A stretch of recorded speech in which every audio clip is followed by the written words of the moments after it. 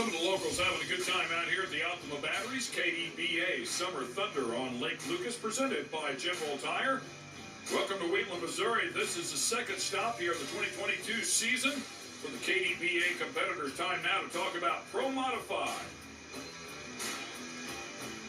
Shelby Everett, one of the best there, as we take a quick look at her boat, and she's not doing the driving here this weekend. So to update everybody on that story, let's check in with Kenny. In the Pro Mod class, Shelby Everett, of course, running for a championship, but today, Shelby's not here. She's back at home working, putting together a country music festival. So who's in the seat for Shelby? It's the old man. And I say old man because you've been doing this. Listen, Todd, you've been doing this a long time. When did Shelby say, hey, Pops, I need you to sit in the seat for me one race weekend? Actually, this spring, when the schedule come out, she had a conflict, so she asked me, which I'll drive it, but she's going to get the keys back to the boat when I get done with it, because she's a better driver than I am. Well, I know better than that. You are a heck of a driver. You've won championships. You've won plenty of races in other boats. What's the difficulty for you to get this to A to B in a capsule boat? Well, the biggest thing for me is to get it straight. If I can get it straight, it's gonna go straight. You can't see, like the open boat, you can see everything and make a last-minute adjustment. This one, once you make that last adjustment and close the lid, you got what you got then. What's more pressure for you, Todd? To win a race, maybe to go rounds, to make Shelby happy, or to have some of these other drivers give you a little bit of grief, saying, you can't drive a capsule boat?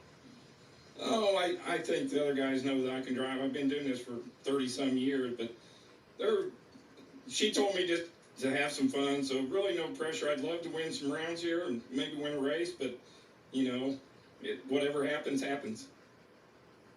You hear about All in the Family? Now this is all in the Everett family. Remember, in boat racing, the points go with the boat, not necessarily the driver. So every round he wins is going to help his daughter in the championship chase. No pressure, huh?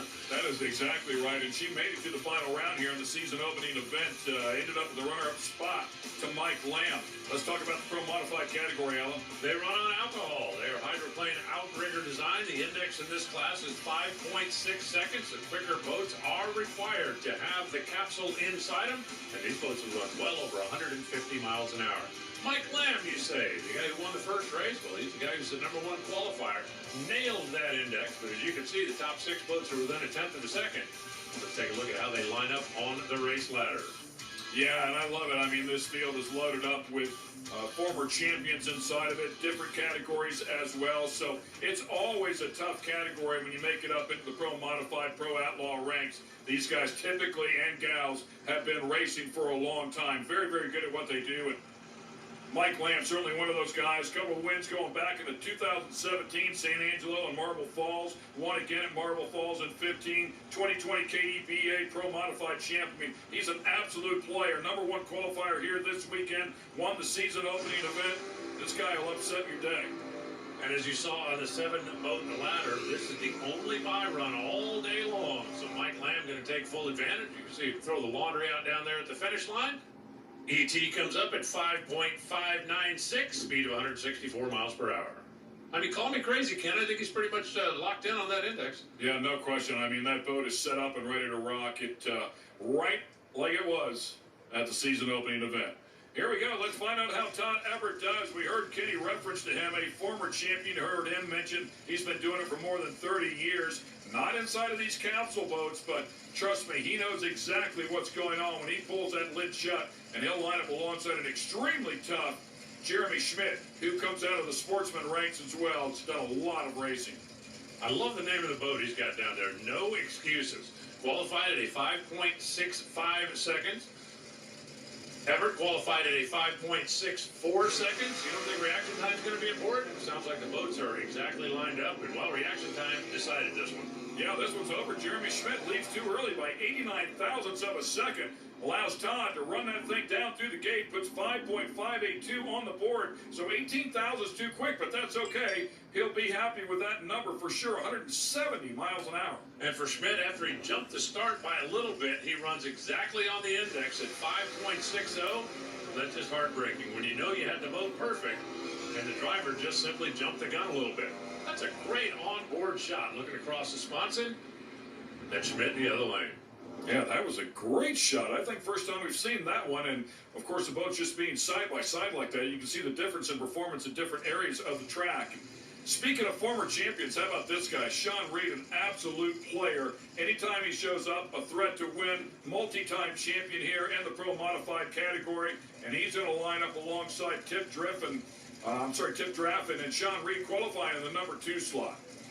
I gotta believe when Sean Reed pulled in, everybody in the pits went, "Oh, great, Sean's here." That's exactly right. He is known for just dropping in from time to time, grabbing the trophy, and then leaving. Not to be seen from for, I don't know, 2, 3 millennia. 81 light for Sean Reed.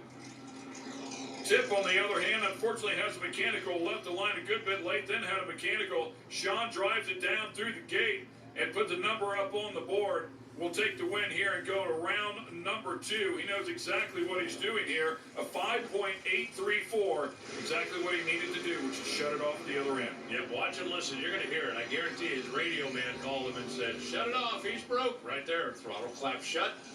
Keeps himself on the plus side of the index by a couple of tenths of a second. And Sean Reed doing, well, Sean Reed things.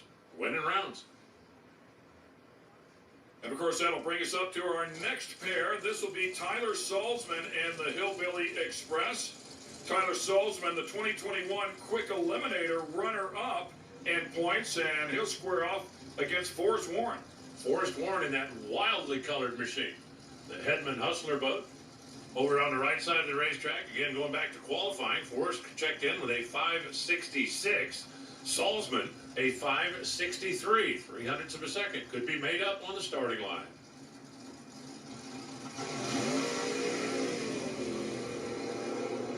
Both going green here. Tyler Salzman with the advantage at the starting line. They cross the stripe. It's a double breakout. The better of the two going to Tyler Salzman. 558.2 by 18 thousandths. The 557 with a 7 on the other side for Warren. Just a little bit more. Anytime both drivers run quicker than the index, whoever is closest is determined the winner. And obviously 58 is closer to 60 than 57 as we go on board with the Hillbilly Express, courtesy Napa Auto Parts. Another beautiful look right there. So we're off and running here at Lake Lucas. Quick Eliminator will be coming up next. Stay with us. We have a lot of drag boat racing action yet to cover.